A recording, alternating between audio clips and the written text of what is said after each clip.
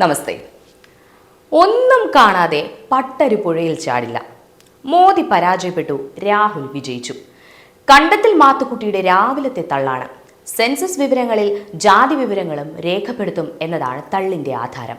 എന്തിനാണ് രാഹുൽ എപ്പോഴും എല്ലാവരുടെയും ജാതി അന്വേഷിച്ചുകൊണ്ടിരിക്കുന്നത്? ഇന്ത്യൻ ക്രിക്കറ്റ് ടീമിൽ എത്ര ദളിതരുണ്ട്? മിസ് ഇന്ത്യ മത്സരത്തിൽ എത്ര ആദിവാസികളുണ്ട് എന്നൊക്കെയുള്ള വിഡ്ഢിത്തരങ്ങൾ ചോദിക്കുന്നത് എന്തിനാണ്? അയാൾ ജാതി സെൻസസ് ആവശ്യപ്പെടുന്നത് എന്തിനാണ്? അയാളുടെ നോട്ടത്തിൽ സംവരണത്തിന് അർഹരായ ജാതിയിൽപ്പെടുന്ന ജനങ്ങളുടെ എണ്ണം വർദ്ധിച്ചിട്ടുണ്ട്. കേരളത്തിൽ ഉൾപ്പെടെ ആ മതവിഭാഗത്തിൽപ്പെടുന്ന ആൾക്കാർക്ക് ആ ജാതി പറഞ്ഞ് 12% സംവരണവും കിട്ടുന്നുണ്ട്. കേരള മുസ്ലിങ്ങൾ മാപ്പിളമാരാണ് എന്ന് പറഞ്ഞാണ് മുസ്ലിം സമുദായത്തിന് മുഴുവനായും സംവരണം കൊടുക്കുന്നത് എന്നോർക്കണം. ആ വർധനവിന് അനുസരിച്ച് സംവരണം വേണമെന്ന് പ്രക്ഷോഭം നടത്താം. ജിത്ന ആബാദി ഉത്ന ഹക്ക്. എത്രയാണോ ജനസംഖ്യ ആ തോതിൽ സംവരണം. മുസ്ലിം ലീഗിന്റെ ആശയമാണ് കേട്ടോ. അങ്ങനെ ജനങ്ങളെ വിഭജിക്കാം. അവരുടെ ക്രൂസൈഡർ യേശുവായി എന്ന് വെച്ചാൽ സകല പാവങ്ങളും ഏറ്റെടുത്ത മനുഷ്യരെ പാപവിമുക്തി നേടിച്ചതുപോലെ ആയി അഭിനയിക്കാം. വോട്ട് തട്ടി പ്രധാനമന്ത്രിയാകാം. എങ്ങനെയുണ്ട് ഐഡിയ?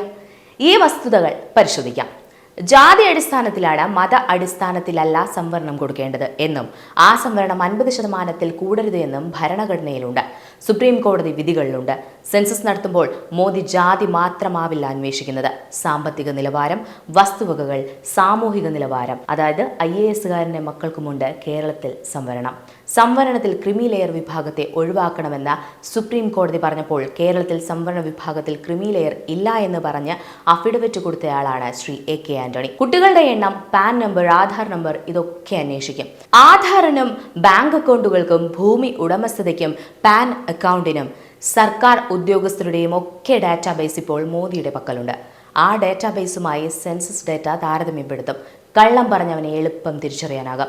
ഏതാണ്ട് കൃത്യമായ വിവരങ്ങൾ മോദിക്ക് ലഭിക്കും. അപ്പോൾ ഈ census data NRC, CAA, population control bill തുടങ്ങിയവയ്ക്കുള്ള ചവിട്ടുപടിയാകും. അവ നടപ്പാക്കാനുള്ള മാർഗരേഖയാകും.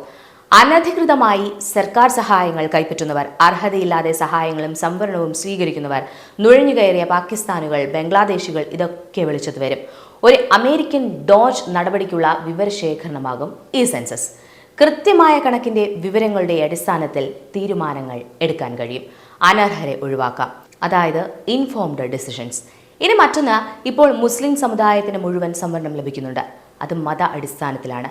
നിയമപരമായി അത് തെറ്റാണ്. അതിനും പുറമെ OBC കോട്ടയിൽ അവരെ കുത്തിക്കയറ്റുന്ന നടപടികൾ പല കോൺഗ്രസ് സർക്കാരുകൾ ചെയ്യുന്നുമുണ്ട്. രണ്ടും നിൽക്കും. കാരണം മുസ്ലിങ്ങളിലെ ജാതി രേഖപ്പെടുത്തുന്നതോടെ ഏതാണ്ട് 30% മുസ്ലിങ്ങൾ സംവരണ അർഹതയിൽ നിന്ന് ഒഴിവാക്കപ്പെടും. അപ്പോൾ രാഹുൽ ബഹളമുണ്ടാക്കും.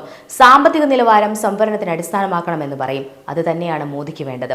ജാതിക്കുള്ള വെയിറ്റേജിനേക്കാൾ ക്രമേണ സാമ്പത്തിക നിലവാരത്തിന് വെയിറ്റേജ് വരും എല്ലാ വിഭാഗങ്ങൾക്കിടയിലും. അതോടൊപ്പം ഈഴവരും മോദിമാരും ഒക്കെ ഉൾപ്പെടുന്ന ഇന്ത്യയിലെ മഹാഭൂരിപക്ഷമായ OBC വിഭാഗത്തിന് സംവരണ കൂടുതൽ ആനുകൂല്യങ്ങൾ ഉറപ്പാക്കും. മുസ്ലിങ്ങളെ പ്രീണിപ്പിക്കാൻ രാഹുൽ വാശി പിടിച്ച ജാതി സെൻസസ് അവന് വൻ പാരയാകാനാണ് സാധ്യത. കാരണം അവരിൽ വലിയ വിഭാഗം പുറത്താകും. MO മത്തായിയുടെ കൊച്ചുമോന്റെ ബുദ്ധിയല്ല നരേന്ദ്ര ദാമോദർ ദാസ് മോദിയുടെ ബുദ്ധി എന്ന് കേരളത്തിലെ മാപ്രകൾ ഒരിക്കലും പറയില്ല എന്നതുകൊണ്ട് മാത്രം ഇത്രയും പറഞ്ഞു. അതുകൊണ്ടാണ് ആദ്യമേ ആ പഴഞ്ചൊല്ല് പറഞ്ഞതും ഒന്നും കാണാതെ പട്ടര് പുഴയിൽ ചാടില്ല എന്ന്.